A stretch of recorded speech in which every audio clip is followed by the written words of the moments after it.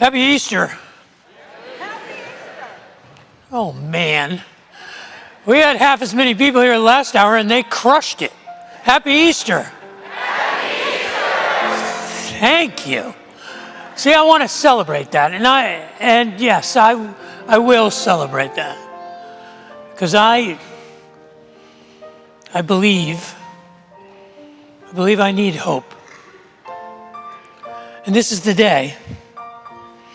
You see, it was this day, perhaps not on the calendar, but this day, when a man named Thomas, who was not with the disciples at the time, he was not there, and his nickname, by the way, was the twin, or Didymus. And the disciples were gathered without Thomas when Jesus, this was the first they saw him, after his crucifixion, and they came and he came to them, but Thomas wasn't there. But when they saw Thomas later, they said, he's alive. We saw him. Our Lord is alive. And Thomas said, nah, I don't buy it. I'm not sure that I believe it. In fact, I won't believe it unless I see the wounds in his hands, unless I can put my finger in those scars, unless I can put my hand in the wound from the spear that pierced his side, unless I see it, unless I can touch him, unless I see him as he is, I'm not going to believe it. It was 8 days later that the disciples were together again, but this time Thomas was with them, and they were behind locked doors because they were afraid. They were afraid they were next. Even though they had seen him, they found it hard to believe, and they were hiding out when suddenly, as before, Jesus showed up. He appeared, and he said to them, "Chill out, brothers." No, he said, "Peace be to you. It's okay. It's all right." And then he turned to Thomas, and he spoke almost exactly the same words that Thomas had spoken 8 days before.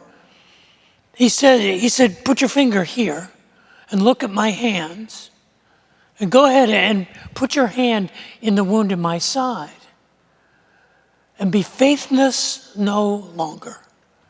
Believe." And then Thomas, with a confession that was blasphemous to say to anyone other than God himself, he said, "You are my Lord and my God."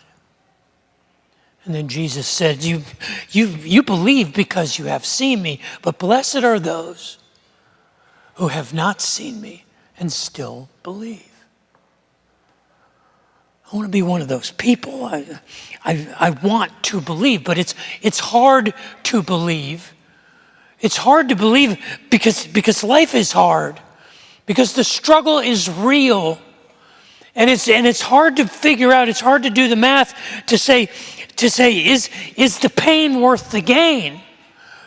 Does the struggling have meaning, or as I like to say it, is the juice really worth the squeeze? He grew up loving football. He played football his entire life, and he aspired to play for his favorite team in college, the Arizona State Sun Devils. He was an Arizona boy, and he was recruited to play at Arizona State, and he became a starting linebacker for the Arizona State Sun Devils for all 4 years that he played there. He was an obvious leader, and his enthusiasm and his love of the game was recognized by all of his teammates. They made him captain a number of years. His senior year, he was voted the most valuable defensive player on their team. But in 1998, as the scouts were preparing for the NFL draft after his senior year, they determined that he was too small and too slow to play in the NFL. But the 1998 NFL draft came down to the last few picks, and the Arizona Cardinals, his hometown team, with the 226th draft pick, selected Pat Tillman and gave him a chance to make the NFL team. And he showed up and he was ferocious. And they moved him from linebacker to defensive back, and he played safety. And he was so incredibly talented physically that even though they said he was too small and too slow, by the 6th game of his rookie year, he was a starter. And he started every game after that. A few years later, the St. Louis Rams came knocking and offered him a luxurious contract to come and play for them, but he wanted to stay in his home state of Arizona. And in May of 2002, the Arizona Cardinals offered Pat Tillman a 3-year, $3.6 million contract that he refused and retired. You see, the events of September 11th, 2001 had so affected Pat and his brother Kevin that they decided they would enlist in the United States Army. And on May the 30th, 2002, Kevin and Pat Tillman enlisted in the United States Army and went to basic training like any other enlisted man. They excelled as soldiers, and the next year they applied for Ranger School, and they were admitted. And in November of 2002, Kevin and Pat Tillman became U.S. Army Rangers. They were assigned to the 2nd Ranger Battalion, which was deployed to Afghanistan in the first month of 2004. It was on April 22nd, 2004, when Pat Tillman was on patrol with his platoon just over the Afghan border, just inside of Afghanistan, near Pakistan, outside of the Afghan village of Sirpa, that Pat Tillman was killed in action. The tragedy was compounded because the investigation determined that he was unfortunately killed by friendly fire. His grieving widow and his friends, his college teammates and his NFL teammates decided to pay tribute to Pat and to his life by starting a foundation. And they would raise funds that would give scholarships to outstanding student veterans. And in the years since, the almost 20 years that the Pat Tillman Foundation has existed, they have contributed over $24 million to outstanding student veterans and supported over 800 of them in their college and their graduate educations. But was the juice worth the squeeze? You see, this is what we do. And we do it because we have to. We have to make sense of the tragedies of the world that we live in. We have to make the calculation, and so we say that without pain there is no gain. That if we can't fail, then if we can't learn to fail, then we will fail to learn. And we create a view of the world that requires us to make sacrifices to do great things. We have to pay the price to gain the success. And we understand this. Have you ever had a diet? You ever gone on a diet where you refuse to eat the luxuriously beautiful, moist brisket from the Burnt Bean Barbecue in Seguin, Texas, because your wife says that your pants make you look chubby? I mean, have you ever exercised and worked up a sweat and set aside time every day to take care of yourself with the belief that if I make the sacrifice, that it will be worth it because my health will be better, I will feel better, I will look better, I will have a better life. We proactively do that all the time. We make choices to make sacrifices for a reason, for a better outcome. We also do it forensically. It's a habit we have to try and make sense of the tragedies of the world that we live in, to try and make sense of the random loss. When we lose our job with no reason, or our relationship falls apart, and we're grieving over some tragedy that was unexpected, or even something that we saw coming, what we do forensically, it's what I call forensic emotional calculation, or forensic emotional math. We get down the road from these tragedies and we look back and we say, well, what did I learn? What did I gain? And many times we look at our lives and we say, well, if I hadn't lost that job, I never would have found my dream job. If that relationship hadn't ended, I never would have had the opportunity to meet the love of my life. And it's the cry of our heart, because we want the juice to be worth the squeeze. Because we realize that life is hard and we have these inexplicable challenges. And so we create a calculation that says there's got to be something better, that the sacrifice has to be worth the suffering. But it doesn't always measure out. When I was in high school, a young high school girl was killed walking to school. She didn't go to my high school. She went to the rival high school. I went to the regional high school. She went to the central high school. The regional high school was sort of the rural high school. It was in the middle of nowhere in a field. And everybody in my school rode buses to school. But the central high school, our rival high school, was in the county seat. It was in town. And most of the students could walk to school. And there was one notorious intersection just outside of the high school that people had complained about for years. And you know how they said, somebody's going to get killed there. And this young girl did. And I remember a few years later, I was in college and I came home and I was reading my hometown paper, and they had an article about the dedication of this new intersection.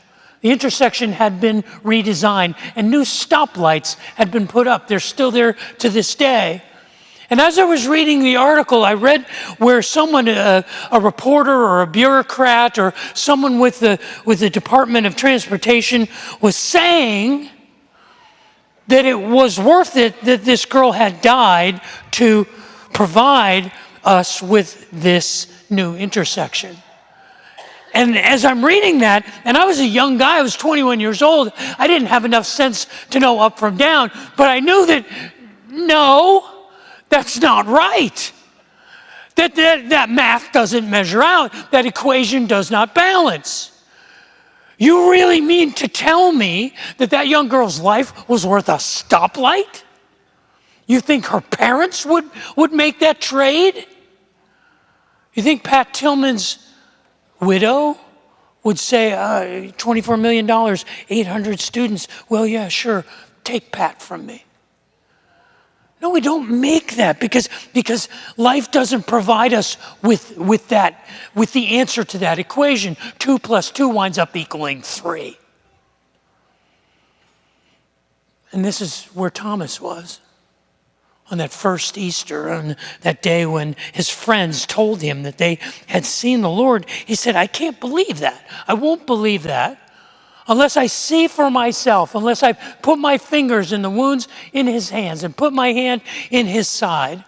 I won't believe it, because the only way that this can make sense is if he comes back. If I get my teacher back, my rabbi back, my Messiah back, my friend back.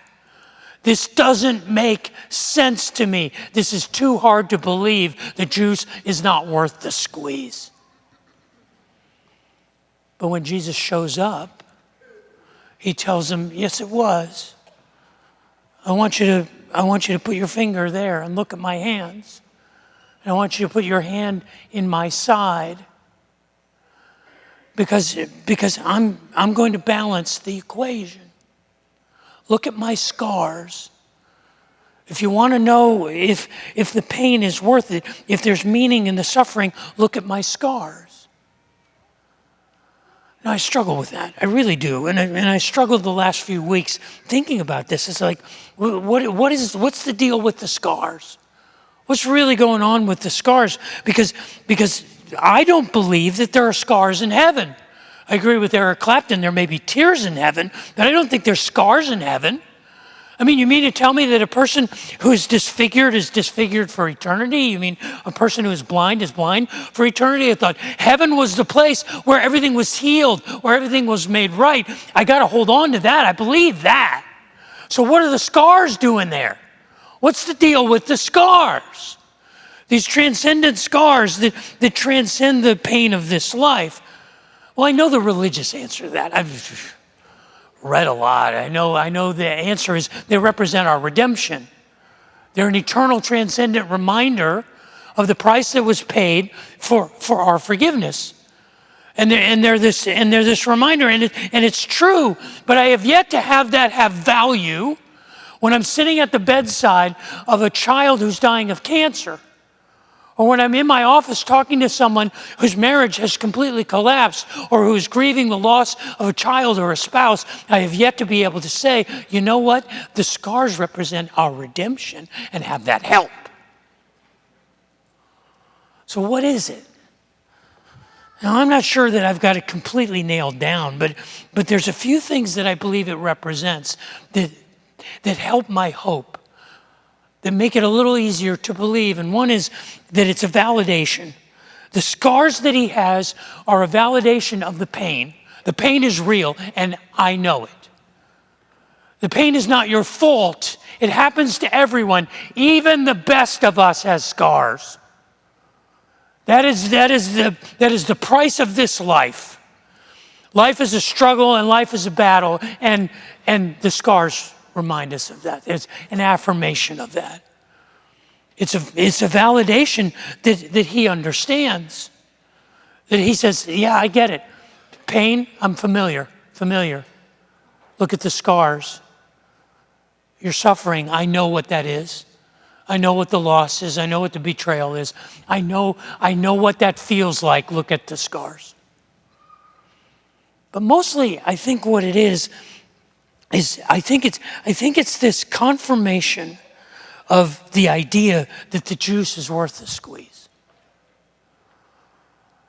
That even in this life, if it doesn't add up, if the forensic emotional math does not bring us to a conclusion, that it will balance out. Just look at my scars. I know it's hard to believe. It's hard to believe because life is hard and the struggle is real. And the reality is that what's the alternative? I know it's hard to believe, but is the alternative to believe in nothing? That all of this is meaningless and pointless? And the pain has no purpose? And our suffering means nothing? Or to believe in the scars and that the juice is worth the squeeze? That's what we're here to celebrate today. That's what this day represents. The first day, Thomas wasn't there. Thomas, whose nickname was the twin, Didymus, was not with the other disciples when Jesus showed up suddenly without warning. And they told him, when they saw him, they said, we've seen him. We've seen the Lord, he's alive. And Thomas said, no, I won't believe it unless I can put my finger in the wounds in his hands, unless I see his wounds, unless I can put my hand in the scar in his side. It's too hard for me to believe. This doesn't make sense. And it was 8 days later. They were still hiding out. They were still afraid. They still didn't understand. It was still hard for them to believe. And they had seen him. They were behind locked doors. Thomas was with them. When Jesus suddenly, as before, showed up and said, guys, it's okay. Peace be with you. And then he turned to Thomas. And he said, put your finger here. Look at my hands. Look at my scars. Put your hand in my side. And be faithless no longer. Just believe. And then he said, you believe because you have seen me. But blessed are those who aren't in this room. Blessed are those who aren't alive in this season, who never heard my voice, who never felt my touch, who never personally saw my scars. Blessed are those who will live in the next generation. Blessed are those who will live hundreds of years from now. Blessed are those thousands of years from now gathered together in a building in Austin, Texas. to celebrate this day. Blessed are those who have not seen my scars, but believe that the juice is worth the squeeze. Who believe in the scars. This I will believe. This I need to believe. I believe this. Yes, I will. Happy Easter.